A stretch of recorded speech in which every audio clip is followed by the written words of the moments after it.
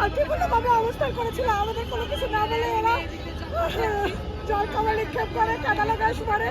কেন এইভাবে আমরা কতবার যাবো রাস্তায় থেকে দেখে আজকে কতদিন ধরে মার খাচ্ছি। আমাদের বাড়ি ফিরতে যেতে হবে, আমাদের বাচ্চারা আছে।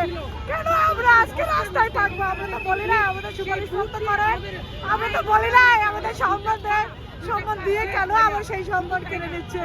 আমরা আর কতবার খাবো? কোথায় এই সুশীল সমাজ, কোথায় নারীবাদী সংস্কৃতি? কেউ কিছু পাচ্ছে না। আমাদের কেন এভাবে মারতেছে? এভাবে নির্যাতন না করে একেবারে মেরে ফেলেন, আমরা শহীদ হয়ে যাই। পুলিশগুলো আমাদের কাছে এসে ওদের যে বুট, সেই বুট দিয়ে আমাদের পায়ে পাড়া দিয়েছে। আমি তিনবার পড়ে গেছি, আমি ওদের কাছে হেল্প পেয়েছি।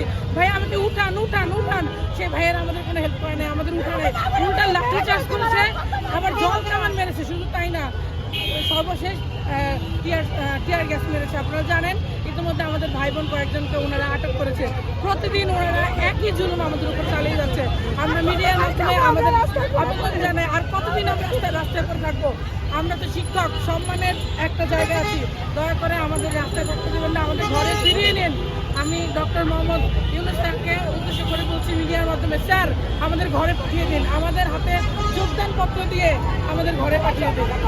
আমাদের যুক্তিটা যৌক্তিক। আমরা পড়াশোনা করে চাকরি দিয়েছি, ভাইবা দিয়েছি, তারপরে আমাদেরকে সুপারিশ প্রাপ্ত করেছে, করার পরে আমাদেরকে রাস্তায় নামাইলো এই সরকার। আমরা এই সরকারের সুপারিশ আমরা যাতে পর্যন্ত অধিকার আদায় না হচ্ছে আমরা রাজপথে থাকবো, প্রয়োজনে আমরা জীবন দিতেও রাজি। কারণ আমরা এই চাকরি হারালে এমনি আমরা মারা যাবো। আমাদের সামাজিক, আর্থিক, মানসিকভাবে আমরা ক্ষতিগ্রস্ত এবং লাঞ্ছনার শিকার হচ্ছি।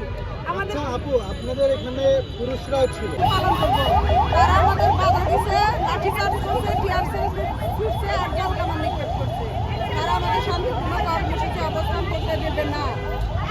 কেউ কি আঘাত পাইছে? হ্যাঁ, বড় কোনো আঘাত পাইছে, কয়েকজন ভাই বোনকে ধরে নিয়েছে, কয়েকজনকে হাসপাতালে পাঠাইছি। আমরা অনেকে আপনাদেরকে নেওয়া হয়েছে? এটা আনুমানিক এখনো জানি না, কোনো ছত্রভঙ্গ আছে। আমরা যখন আমরা সবাই একসাথে হব আমরা জানাতে পারবো আমাদের। আচ্ছা, সবারই তো চোখের কিনারে এটা কি? পেস্ট লাগাইছি, টিয়ার সেলের আঘাতে কোনো চোখ মুখ ভাইয়া রাস্তায় হয়তো কোনো ভাই সহজ পথচারীরা তারা আমাদের সহানুভূতি ক্রমে আমাদের পেস্ট এনে দিচ্ছে যে বোন তোমরা লাগাও, সুস্থ হবে।